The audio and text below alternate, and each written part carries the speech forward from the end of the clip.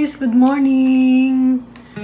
Kahapon, galing kami sa isang groceries. Nakita ko ito. Minsan natikman ko na ito. Tawag nila dito is tortellini pasta. Ayan. Kakaibang pasta naman ito. Kukuluan ko ito para lumambot siya. And then, titimplahan ko siya na parang style spaghetti din. And ito, nag-iwa na. Ayan, may bell pepper or capsicum, onion leaves. Meron akong konting ketchup para lang magkaroon ng kulay. And then itong minced garlic. Mas marami akong maglagay ng garlic kapag nagluluto ako ng kahit anong putahe. And white onion. Ayan. At syempre, hindi mawawala yung mga pampasarap gaya ng paminta, asin, and paprika. And meron ako ditong basil leaves na powder and then parsley powder. Ayan. Hindi ito nawawala sa aking mga ingredients. And siyempre paprika. And add ko na rin itong Italian cheese na nabili ko. Ayan, lalagyan ko siya para sa toppings naman niya mamaya.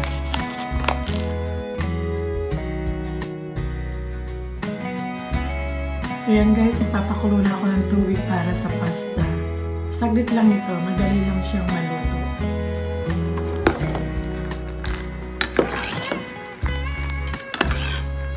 So ayan guys, unti-unti nang lumalambot yung pasta. So sisimulan ko nang lutuin yung pinaka-sauce niya.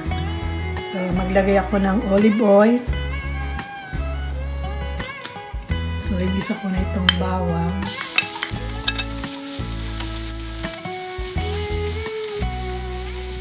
Every time na magluto ako, talagang marami akong bawang. Ayan, lutuin ko lang siya saglit. And isama ko na itong onion.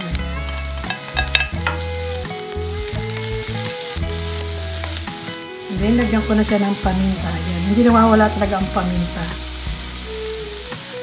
And konting asin.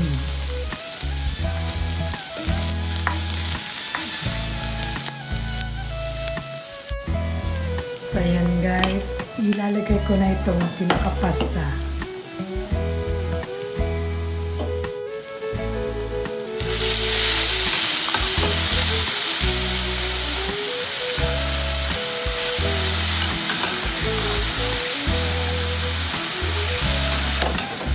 Ito na guys, nahalo ko na siya.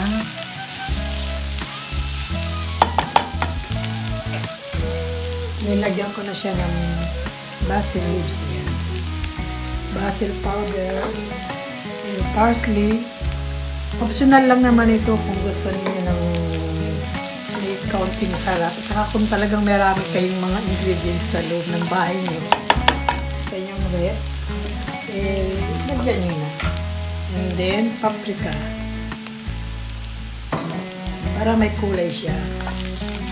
I-add ko na itong tomato sauce.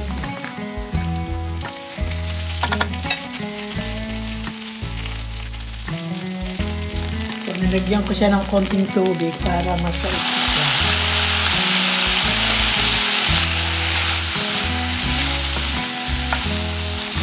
Kasi itong pasta na ito, meron na siyang cheese sa loob, kaya malasa na siya. And then, isama ko na itong capsicum and spring onion. Ayan. Ganyan lang guys. So, lagyan ko siya ng konti pang olive oil.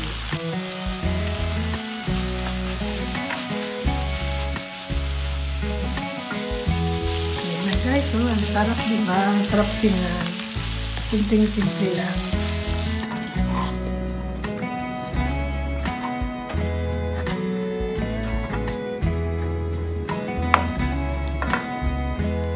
So, lagyan ko pa siya ng onion. Ayan. Para mas masarap lalo. Ang aking tortellini pasta. Ayan. Sarap niya. Meron na kasi siyang cheese sa loob. Lagyan pa siya ng cheese sa ibabaw. Ayan.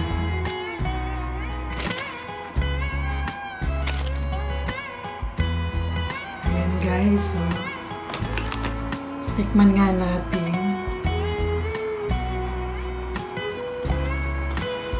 Ang sarap niya guys. Meron siyang cheese sa loob, pero mas masarap siya lalo kung meron pa siya sa ibabaw.